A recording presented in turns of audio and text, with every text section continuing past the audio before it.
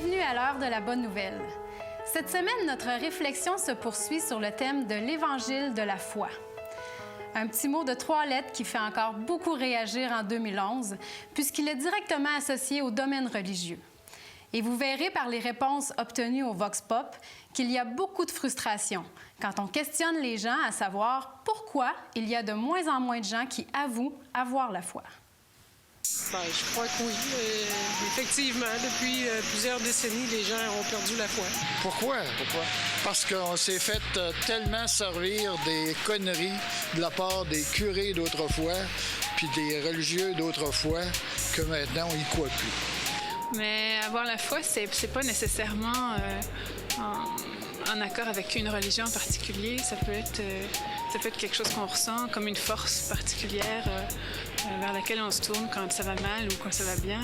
C'est peut-être culturel à la base.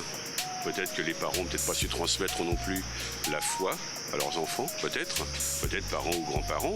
Nous, on n'a pas transmis à nos enfants, et eux-mêmes n'ont pas la foi, ne pratiquent pas une religion en particulier. Mais bon, je pense qu'on leur a inculqué dans la vie de tous les jours certains principes, voilà. J'ai la foi en quelque chose de supérieur, mais j'ai pas une religion en particulier. Ça a tendance à vouloir revenir. On a juste à penser à notre grand Monseigneur Ouellette, qui essayait de nous ramener à droite. Là. Il veut plus rien savoir. Il veut plus rien savoir. C'est clair? Bonjour Jean-Pierre. Bonjour. Je pense que c'est clair, c'est évident. La majorité des gens ont carrément décroché à l'égard de la foi basée sur la religion. Ils ont décroché, puis ils ont fait plus que décrocher.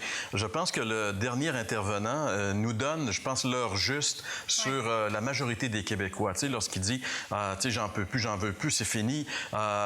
Et je pense que ça... Mais malheureusement, quand j'écoute ce monsieur qui nous parle, je vois des gens qui ont...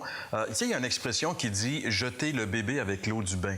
En réalité, ils ont identifié tous les abus de la religion avec la personne de Jésus, puis ils ont tout mis ça dans le même paquet, puis ils ont jeté ça. Mais je pense que c'est l'erreur fatale de faire une chose comme celle-là. Oui, on doit reconnaître que la religion a fait énormément d'abus au Québec, dans nos familles, un peu partout, chez bien des gens, on le voit encore aujourd'hui.